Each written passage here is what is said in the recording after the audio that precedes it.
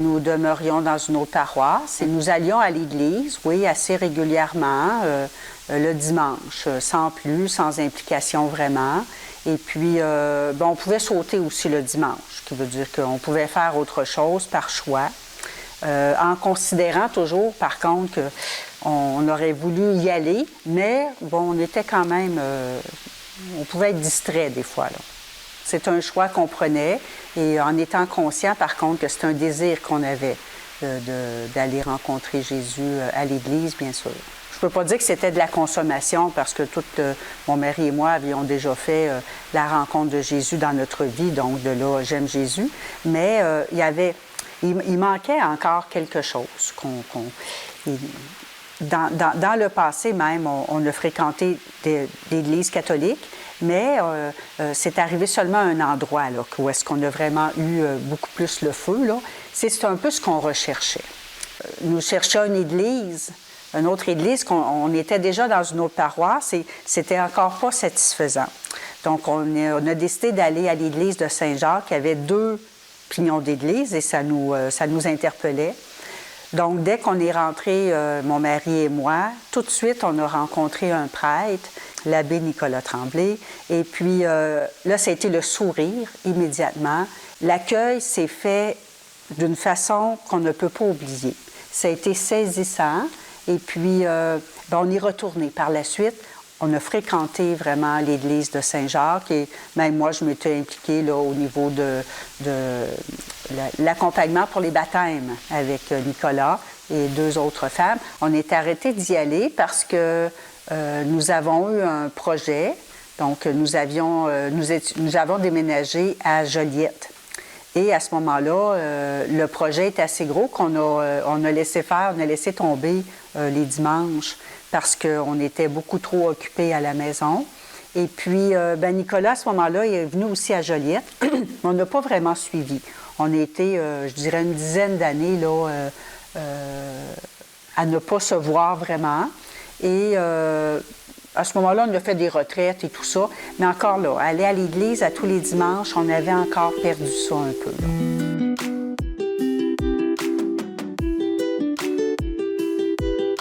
Là, ici, à Sainte-Marceline de Kildare, on s'est ramassé, comme tu dis, à l'église par une session qu'on faisait, Régent et moi, mon mari et moi, à Trois-Rivières. Et puis, providentiellement, on a rencontré une personne qui était de la même région où est-ce que l'abbé Nicolas avait été, donc à Amos, avait été demandé pour 5 ans là-bas. Et je rencontre cette jeune fille-là qui participait aussi à la session, à la retraite, et je lui demande, est-ce que tu connais Nicolas Tremblay? Elle me dit, ben oui, c'est mon ami. Et à ce moment-là, je vais voir mon mari pour lui dire, Nicolas est revenu dans la région parce que elle me dit, demain, il célèbre à Sainte-Marceline. Nous, à ce moment-là, nous demeurons dans la paroisse à côté et on est tout joyeux d'apprendre que Nicolas revient. Il y a quelque chose qui monte vraiment dans notre cœur, une grande joie. Donc là, on arrive le dimanche matin à la messe et le même sourire qu'en 99. Nous allons rencontrer Raymond et Réjeanne, qui sont impliqués à la paroisse. Raymond est dans la chorale, et puis ils sont au niveau liturgique aussi, tout ça. Et puis ils sont très, très disponibles. Raymond, on est joyeux, fait qu'on chante, on chante. Et Raymond me dit, tu chantes bien. Et il reconnaît cette qualité-là, du moins cette joie-là que j'ai de chanter. Il me dit, à l'automne, nous avons une chorale, vous devriez venir chanter dans la chorale. Encore un autre accueil. On est accueillis vraiment par ce couple-là qui nous invite en tant que couple et il nous reconnaît tout de suite. On sent ça tout de suite, quelque chose de spécial ici à Sainte-Marceline. Et d'autres personnes aussi qui vont nous saluer, qui vont bien nous accueillir. On connaît personne là, dans la paroisse. Et puis, on est comme les petits nouveaux qui arrivent. Ils arrivent de où, ces gens-là? Et puis, c'est ça. De fil en aiguille, Raymond et Réjeanne vont nous introduire à la chorale en septembre. En septembre, j'ai une de mes tantes qui m'invite à aller à Sainte-Élisabeth en me disant « l'abbé Nicolas sera là ». Elle sait qu'on le connaît.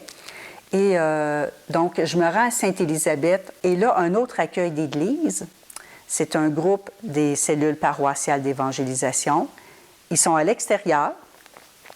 Et puis, il y a des gens à l'intérieur. C'est vraiment un groupe très joyeux à travers le Québec qui se rencontrent. Je serai la seule personne, ou presque, qui ne fait pas déjà partie des cellules d'évangélisation. Donc, encore là, pour moi, c'est providentiel. Et là, l'accueil sera de tous, à travers vraiment une joie que la personne me communique de me recevoir. Ce qui veut dire que, premièrement, il faut être là. Donc, les gens étaient là, prêts à nous accueillir. C'est vraiment comme un charisme que la personne a. Et l'autre personne qui était à l'intérieur, aussi l'autre dame, donc, on est à l'extérieur, elle m'accueille. Je rentre en dedans, j'ai encore un autre accueil. Et elle le dit, bienvenue, bienvenue, souriant, et vraiment le cœur ouvert. Donc, ce cœur-là, ce cœur à cœur se rejoint. Et je ne me sens pas regardée ou observée. C'est qui elle? On ne la connaît pas. Hein? Moi, je ne connais pas les gens qui sont là, ou presque pas. Les gens sont venus à ma rencontre aussi. Les gens se sont déplacés, sont venus à ma rencontre, me demandent mon nom, d'où est-ce que je viens, qu'est-ce que je fais là. Et ils me laissent le temps aussi d'arriver pour... Mais c'est ça, c'est vraiment une espèce de cœur qui est ouvert.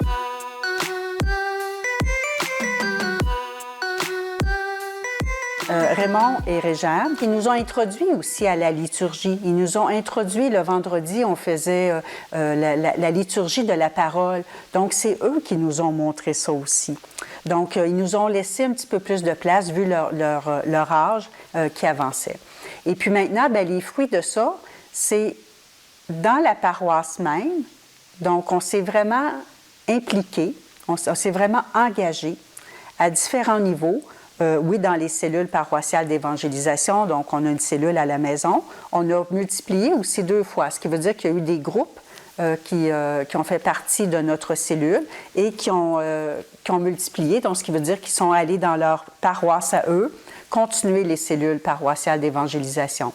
Et qu'est-ce que je vis à travers ça? C'est que je me rends compte que par les cellules, par les rencontres qu'on a qui est vraiment fraternelle, notre implication dans la paroisse, non seulement Sainte-Marceline, mais ça déborde à Saint-Ambroise et puis à Sainte-Mélanie aussi. Donc, le petit groupe des cellules, on se rend compte qu'on a vraiment le goût de s'impliquer, de s'intégrer à la paroisse, peu importe l'Église. Peu importe l'Église, les fruits de ça, bien là, il y en a beaucoup. Il y en a beaucoup parce que, bon, comme je disais, j'ai fait l'accueil. Mon mari a continué à chanter dans la chorale. On a préparé des prières communautaires qu'on appelle donc l'animation à cause de la pandémie qu'on vit actuellement. Donc, les prières communautaires le dimanche. On a fait la formation pour les sacrements, donc sacrement du baptême un petit peu, et puis de communion, de rencontre avec Jésus dans les aventuriers, avec les jeunes, même sans tout connaître, mais notre engagement est là. Donc, la messe à tous les jours dans mon cas, l'adoration, beaucoup de formation. Ce que je me rends compte, c'est que pour pouvoir durer dans le temps et être toujours intéressé à continuer notre foi, à faire grandir notre foi, bien, c'est la communauté.